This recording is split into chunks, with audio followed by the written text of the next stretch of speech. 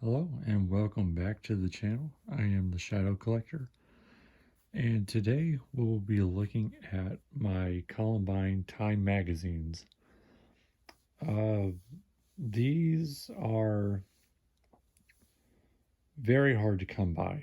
And if you do find them online, they're well into the hundreds, even thousands, if you can believe that. But I managed to get these for a fair price. This one I think I paid $8, and this one I paid about $17, just because this one is sought out more than that one. And the reason for them being high in price is because with Columbine, what you would consider murderabilia, Columbine there is little to none. These are about as close as you can get to having anything considered murderabilia. There is one issue I am missing, and that is the National Enquirer issue. And that one I cannot find for a cheaper price because the only one I've ever seen online is over $1,000, and that is absolutely ridiculous. And I will not spend that much on a magazine. So we will start with this one right here, the Monsters Next Door. And this was released in May of 1999. Fairly good condition. There's a slight bend here on the cover. Oh no, oh god, that's actually a rip. I did not rip this. I completely forgot that it had a slight tear in the cover. Oh, that is unfortunate. All right, anyways. Sorry, I actually forgot about that. I almost thought that I did that when I took it out of my box. But yeah, now Monsters Next Door is somewhat of an appropriate title. But you gotta understand with these two, they were bullied severely. And there's proof of that in both of these. He was more the leader of the whole thing, and Dylan was more of a follow along. It's in this one actually. Dylan was more. He was depressed. He was suicidal and depressed, and this was kind of like his way out, I guess you could say. And Eric was just mad at the world, and there's a lot of proof of that in their journal entries. Let me flip to where it talks about them. Oh, here we go. Yeah, this is their, the 1999 yearbook photo. By the way, those you will never find. The yearbooks, anything from 1997 to 1999, you will not find for sale. And if you do, by chance, come across them, I guarantee you they'll be in the several hundreds, even thousands. But yeah, this is that famous yearbook photo that they took.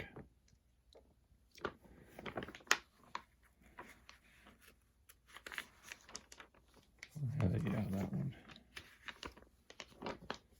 And here it kind of talks about them.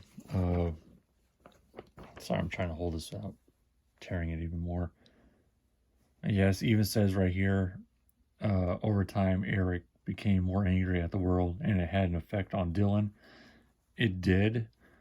If you look at Eric's journal entries compared to Dylan's, Eric is pretty angry with everybody. And, this right here, you got this feeling he had low self-esteem, and he was a bit reclusive, but nice. And that's very true. Dylan didn't really look at himself very highly. He didn't really think of himself in the best ways. But yeah, you can look at their journal. And you know what? In fact, to make it easier, I will include a link to a website that has all of their, journal entries and even the transcripts to the basement tapes and the library call.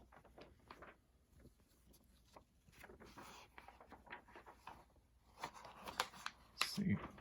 I think I'm not sure if that's all of it. Yeah, kind of. That's pretty. It wasn't that long of an article in this one.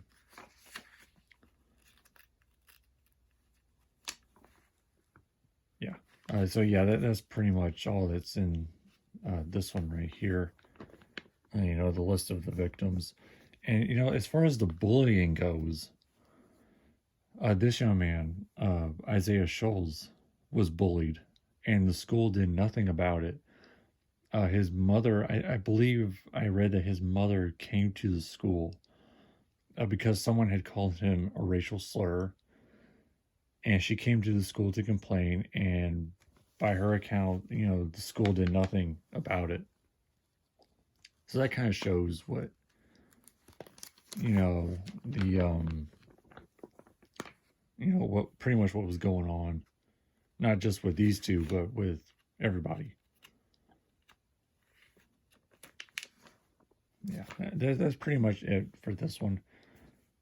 Just about had a heart attack there for a second on that. I will need to do something about that. I have a protector covering for both of these, but I forgot this was torn when I got it. And this one, like I said, it is more sought after. This one was, God, worth way more than that one. Not as high as the National Enquirer issue. I'm not really sure why that one is up in the thousands, and this one, I think at most I've seen like 300, 400-ish, around that area. I was lucky to find either one of these for that price that I got them for.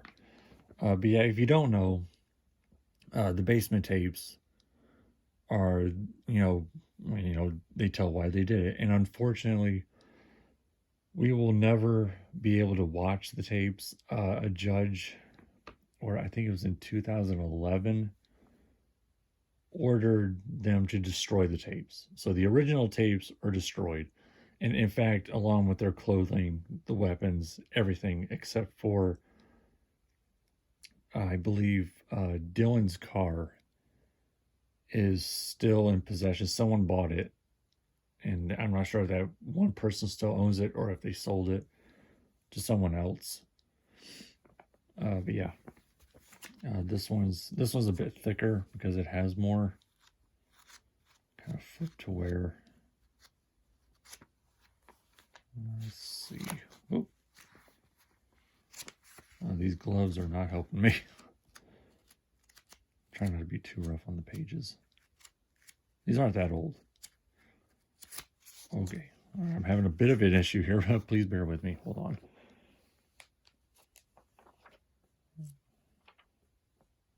I think right here is where it starts. Yep, this is where it starts. So now, the Columbine tapes, or the basement tapes, were a series of tapes that both of them filmed, at their house, either one of their houses, or actually, let me mention, there is some of the basement tapes that you can still watch. The Hitman for Hire and the Rampart Range, when they're out there with a group of friends shooting their guns. Those two you can still watch. You can find them online. But everything else is destroyed. You'll never see them. But like I said, I will include the link in the description where you can go to the website and read a transcript of every single video they made up until the literal day of the shooting. They made one. But yeah. So, this right here, people constantly make fun of my face, my hair, my shirts. That's from Eric. And it was true. Even Brooks Brown here, he even admitted there was a lot of bullying going on at the school. as with any high school or any school in that matter, classmates of Eric and Harris, Eric and Klebold, sorry, I can't talk today, of Eric and Dylan, felt immense rage towards all, not just jocks. And that was a misconception at the time that, people thought that they were just targeting the athletes, and they weren't. It was, they hated everything about the school, the injustice of the school, and they were bent on they wanted to destroy it. Warning signs. This was the man that first traded shots with Eric. And, it says here, he wished he could have done more. Let's see.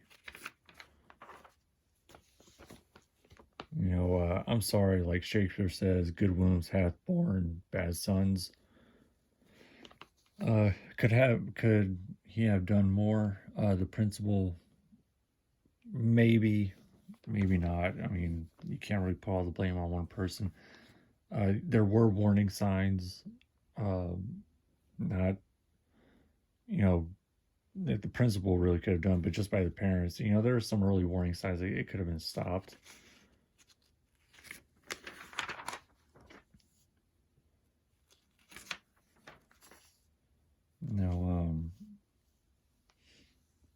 It's very unfortunate because there could have been a lot to prevent this. Now I should note that the basement tapes were only allowed to be viewed by the families. The families were invited to watch the actual tapes, and this reporter got in there as well. And that's the end of that one. Let me go back here. There's a couple things I wanted to point out. Was there? I think there was a page that got stuck together. Oh, this one. Yes, this is the one I kind of skipped over. I'm going to kill you all. You've been giving us, crap for years. That was from Dylan. Clear signs that they were bullied. Even I think Dylan's mother did an interview where she said he came home one day and he had ketchup and mustard all over his shirt because the bullies had squirted ketchup and mustard all over him. Oh yes, I skipped over this part. This is from Eric. Tick tick ha. Straight out of Doom, he did make, the game Doom, he did make maps, and actually you can still play them and download them. And like I said before, they're, the weapons they used, the clothing they wore, the tapes, the journals, all of that was destroyed. Now, whether or not the FBI has copies of the tapes, I don't know if they do that or not. It's here or there. Warning signs were ignored. That's what I was saying earlier. A lot more could have been done. They plotted for a full year. They did, like I said, Eric was more the architect behind it all. He took notes of the cafeteria. Their original plan was to plant bombs in the cafeteria, have them come off, and then, gun down the survivors as they came out of the school. But when the bombs didn't go off, they went into the school. And actually, I should note that the cafeteria security camera did, in fact, catch them coming into the school with their duffel bags. At the time, actually, and even years after, people thought that it wasn't caught on tape, that there's a tape change or something, but it's been proven that you have to look closely, but it's because of what they're wearing.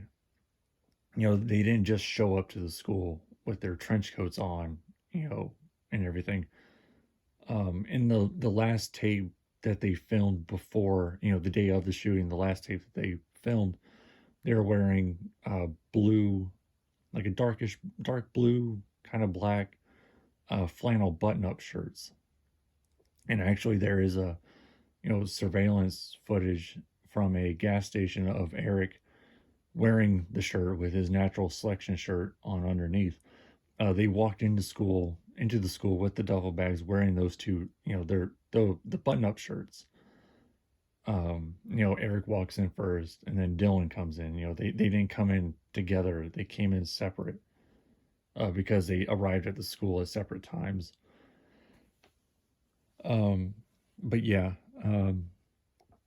like I said, Eric was more, the architect behind it. Dylan was just kind of looking for a way out. There was no backup plan. Their original plan was for it to go off in the cafeteria. Um, SWAT teams were too late. They kind of waited outside the school. Actually, almost the entire time during the shooting. And when they finally did go into the school, instead of going directly into the library where they knew that they were at, they went all throughout the school and came to the library last. I think they said it took 3 hours from from the time they entered the school to get to the actual library. And here it says the gunmen were equal partners. Though Harris has been called the dominant personality, ballistics show that Klebold fired about as many rounds and killed about as many victims. They were fairly close. I don't know the exact. I did see the exact numbers, but I don't remember them offhand. The amount of rounds that both of them fired were fairly close. The amount of victims were somewhat, pretty close. I mean, they weren't, equal. And honestly, there was a lot more students hiding in that library. They could have done a lot more damage, which thank God they didn't. There's kids hiding in the cafeteria still when they walked down into the cafeteria to check on their duffel bags. It could have been a whole lot worse. They had enough rounds and enough pipe bombs to do a lot more than they actually did. And in fact, they actually had car bombs, that were planned to go off, and those didn't go off when they were supposed to, thank God. I think they detonated several hours. I think one of them detonated like 4 in the afternoon. I think Eric's car is. I actually don't really know much what happened to his car. I do know that Dylan's BMW was sold at an auction. But yeah, like I said, I'll leave a link in the description to the website if you would like to look, study this even further. It has a ton of information. It looks more into these, and it has their journal entries, their drawings, their plans, and everything. In no way do I condone what these two did, but at the same time, it shows what bullying can do, how far you can push someone before they, snap. But yeah, that was the video today, and I hope you enjoyed the information about these. And if you go and try to look for these, if you can find them for a price, a reasonable price. If you're a collector as well, pick them up. They're extremely hard to come by. But yeah, I hope you enjoyed the video, and I will see you next time.